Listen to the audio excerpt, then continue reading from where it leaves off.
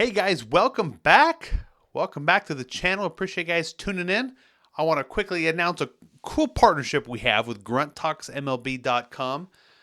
My buddy Darren over there is hosting my videos for free. I'm not paying him. He's not paying me. He's got my videos over there. A great website for baseball videos, interviews, lots of funny stuff, and even other sports too. If you're into that, go check him out when you get a chance. He's not paying me, and I appreciate his help.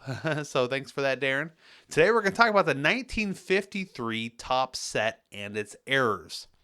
This is a really cool set, kind of a top sophomoric set coming into baseball cards. Well, technically it's their third year because 51 they had like the playing cards, the red and blue back cards.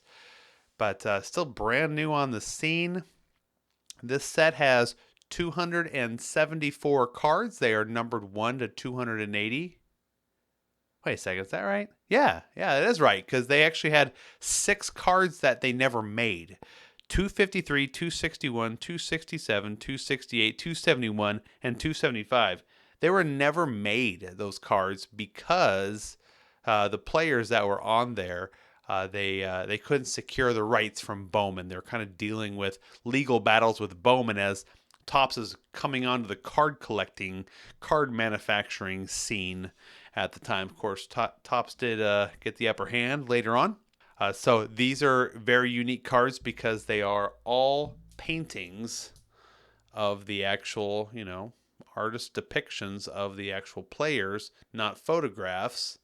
They have either the red or blue box there on the bottom with name and team and position, and they're very simple. I mean, if you look at them, they don't boast a lot, and they're fantastic. And a lot of people say that this is the greatest set ever put out by Topps, and I would agree with that. I love the 1953 Topps. I might work on a full set of those. They are a really cool card. Those drawings, I mean, it's like having artwork in your hands, a little painting on every card. They're painted by, most of them were done by Jerry Dvorak, an artist known for illustrating cartoon characters for Hanna-Barbera. The cards have a couple different variations on the back where I got a couple examples here. Ned Garver, number 112, where on his information where it talks about his name and weight and birth date can be either, and I'll show up some scans here, either be in black letters or in white letters. Now, every single card in the set, all 274 come in white letters, but about half of them also come in a black letter variation. They're not worth any more. They're not harder to find. So Beckett does not recognize that as being something that is more valuable. And a couple other things here, Cubs logos. So if you come across these cards where they play for the Cubs, they have the Cubs logo down at the bottom. And I'll throw up some scans here too. The faces of the Cubs are either going to be white or yellow. So just a weird variation that they did. Again, not worth any more for either way. Also, something kind of cool here, a little piece of trivia here as well with this card number 69. This is Dick Brodowski, good Polish name. It is the first known drawing of a player at a night game. Well, I guess that's significant. Kind of cool, right? You can see the stadium and the lights behind him, so kind of a cool card there. Let's talk about some errors. Let's dive right into this here. There's not a ton of errors. A lot of the errors have to do with date of birth. And then there's also some weird ones as well. Okay, card number 3, George Crowe. Date of birth should be 1921. Number 66, Minnie Minoso. Probably goes by Orestes. Date of birth should be 1925. Alvin Dark, number 109. Date of birth should be 1922. Wilmer Mazel. All right, this is card number 128. This is a weird one, okay? So there's a couple things going on. First of all, on the front, so you see his logo down there at the bottom. He plays for the Cardinals.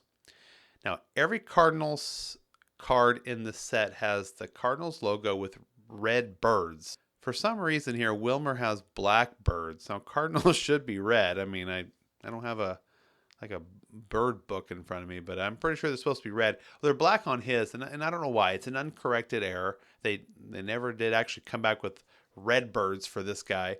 I have a couple different versions there, and I'll post them up here where the outline of the birds on some of them are different colors, showing some redness there. So I'm not sure what's going on in the printing process there, but on the back of the card, on the same card, there is some stat issues. So on one of them, it looks like the stats for his earned runs is kind of like wiped off, like the card is scratched and you can't really see what's written there. That's a variation. That's not just your card that's scratched. It's an error, actually. And they did correct that. And I have both versions here. The other one is really easy to read. So kind of a cool in there. A double issue with that card.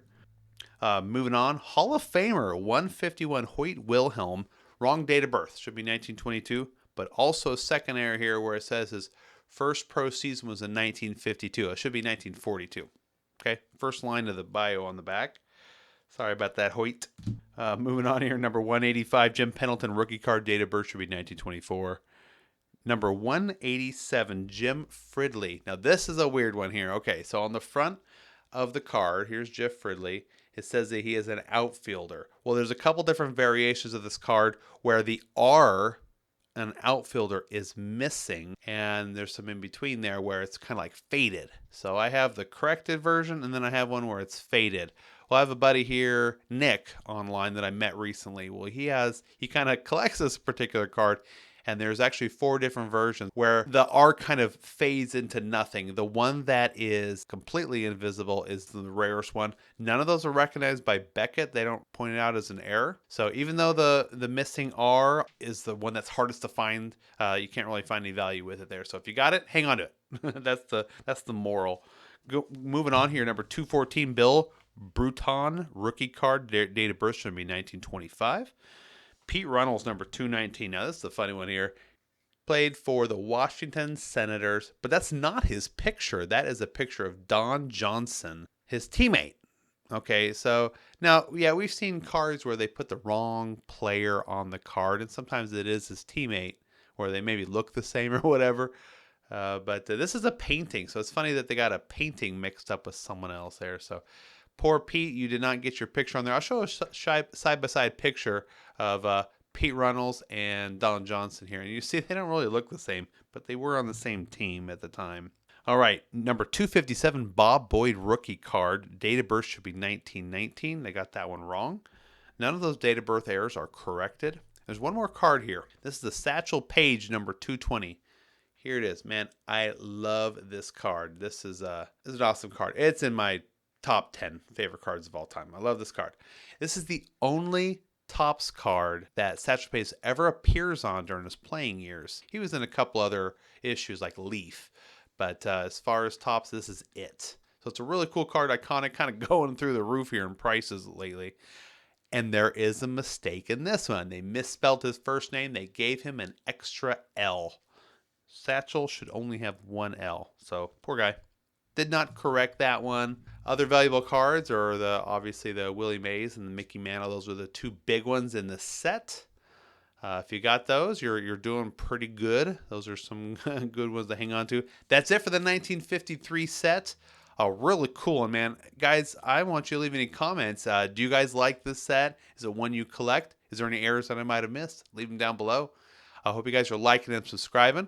Before we go, I want to mention this is going to be the last video you're going to see with this type of background. I'm getting married and I'm moving. So next video you see, I don't know where I'll be. I might be under a tree filming a video, but there'll be a new backdrop nonetheless there. So don't go away. I'll be married and moved by the time the next video comes out. So I appreciate you guys liking and subscribing. If you're new to the channel, I'd love to see you as a subscriber. Leave some comments down below and I'll reply to you. You guys take it easy, and thanks for tuning in. We'll see you later.